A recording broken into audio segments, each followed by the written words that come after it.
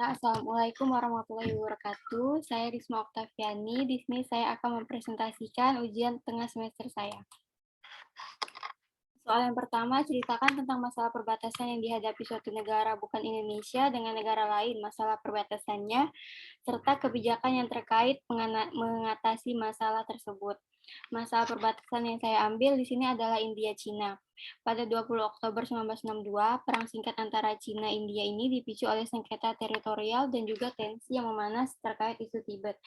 Pada perang ini dimenangkan oleh Cina. Kemudian berlanjut pada 1965, hubungan Cina-India memanas setelah Cina menuduh India memasuki perbatasan Sikkim, Cina.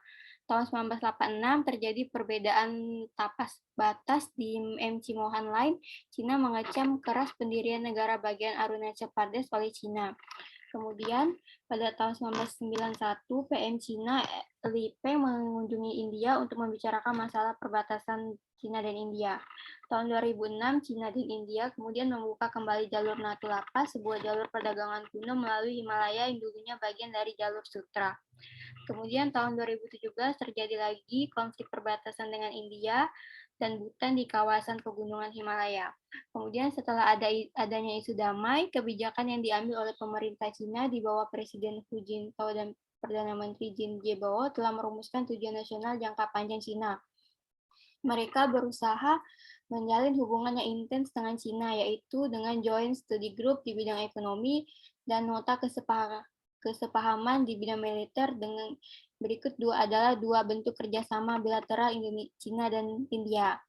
Joint Study Group ini bertujuan untuk meningkatkan ekspor dan investasi di India serta meningkatkan konsumsi di Cina melalui pengamanan jalur SLO CS di Samudra India. Kemudian soal kedua, sebutkan salah satu strategi atau model pengembangan kawasan perbatasan dan jelaskan bagaimana strategi tersebut dapat mendorong berkembangnya negara pada negara-negara perbatasan tersebut. Di sini saya mengambil contoh negara Belgia Belanda.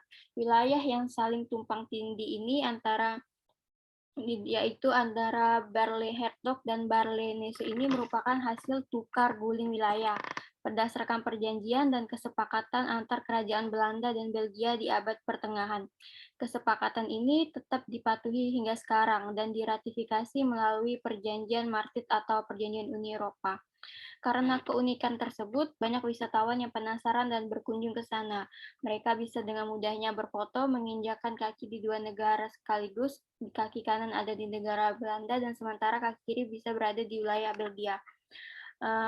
Kemudian dengan adanya strategi tersebut, mereka malah menguntungkan bagi kedua belah pihak untuk mempromosikan lalu lintas di antara kedua negara tersebut dan menghasilkan destinasi wisata yang membantu perekonomian dari negara tersebut.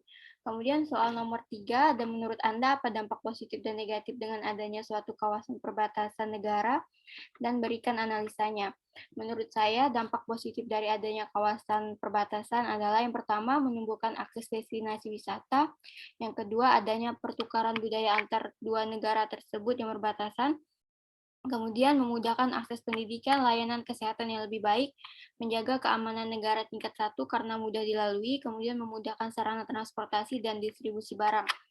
Kemudian untuk dampak negatifnya adanya kesenjangan sosial ekonomi pada masyarakat yang hidup di perbatasan. Kemudian tempat keluar masuknya barang secara ilegal karena tidak adanya garis batas yang belum jelas, tidak adanya bea cukai seperti narkotika. Mudah terjadi konflik antar negara dan rasa nasionalisme masyarakat yang mengalami krisis identitas bangsa.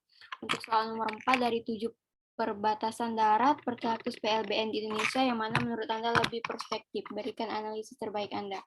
Menurut saya dari 7 PLBN di Indonesia, yang paling perspektif adalah Kabupaten PLBN di Kabupaten Sambas, yaitu PLBN Aruk, di mana berada di atas lahan seluas 9,1 hektar, luas bangunannya sekitar 2.829 meter persegi, memiliki fasilitas yang lengkap dan infrastruktur yang terbaik.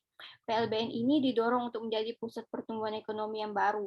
PLBN Aru ini dijadikan kawasan perbatasan menjadi beranda terdepan negara yang membanggakan dan meningkatkan aktivitas ekonomi serta memberikan kontribusi bagi pendapatan asli daerah tersebut. Diharapkan juga dapat meningkatkan daya saing nasional dan pemerataan ekonomi, sekaligus dapat mengurangi disparitas, khususnya di wilayah 3T, terdepan, terluar, dan tertinggal. Kemudian untuk masyarakat sendiri mempunyai dampak negatif, bisa memasarkan produk pertanian, perkebunan, kehutanan, kerajinan, industri kecil dan menengah ke negara jiran secara resmi, serta dapat menciptakan jalur lapangan kerja yang baru, serta tentunya dapat meningkatkan perekonomian di daerah tersebut. Sekian presentasi saya hari ini, terima kasih.